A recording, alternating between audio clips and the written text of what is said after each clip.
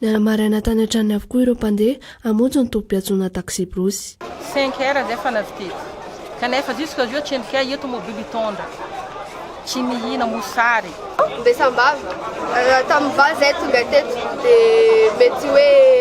hoe rapide zany toranam-biby be ao zao mbola tsisy hita mobile mihetsika angamba hoe tsy haiko masamoroa ndraiky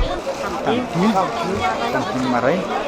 efa tamin'ny dimy manam-paraina dizao hatramin'izao mbola eto foana tan'izay. Tsy misy ny fiara fitateram-bahoaka fa samy nanao izay fomba nahatongavany teny amin'ny tompom-piantsoana izy ireo. Ny atao madinika dia mandefa sanakatu angalagna entana lendi mardi fo iverigny fimpody katran'le confinement io tavela eto nefa vola nentin-tena ely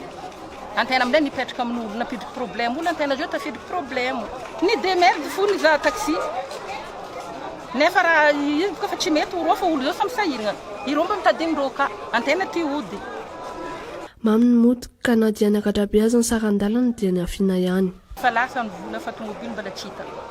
frais zegny lafo mandeha de gauche aloha teo 350 zao niakatra 800 000 nefa koa tsy ava de gauche fa zikambily be fo tokony d'habitude zany izy tokony 500 000 aveo jusqu'à Sambava nanankiray fa noho le hoe ty problème ty zany dia mitombo zany le frais zay 750 000 fa zay zany niady varotra dia zay zany zany miaraka mandeha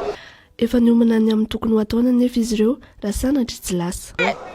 voa zay tsy maintsy midoko eto mandeha eto tsy maintsy mandeha eto silogno tsy mihina